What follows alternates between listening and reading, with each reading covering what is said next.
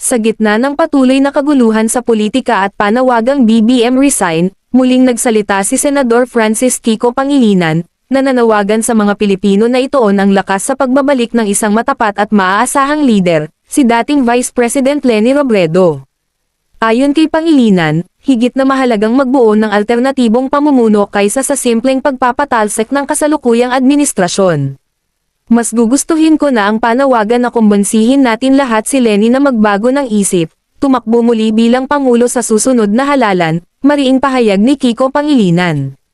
Binigyang diin ng senador na sa gitna ng mga alegasyon ng korupsyon, flood control anomalies, at political division, kailangan ng Pilipinas ang lider na may napatunayan ng integridad.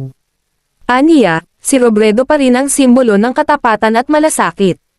Para sa kanya, si Leni Robredo ang nananatiling pinakamalinaw na simbolo ng tapat at makataong pamumuno, at panahon na umano upang muli siyang tumakbo para pagkaisahin ang sambayanan.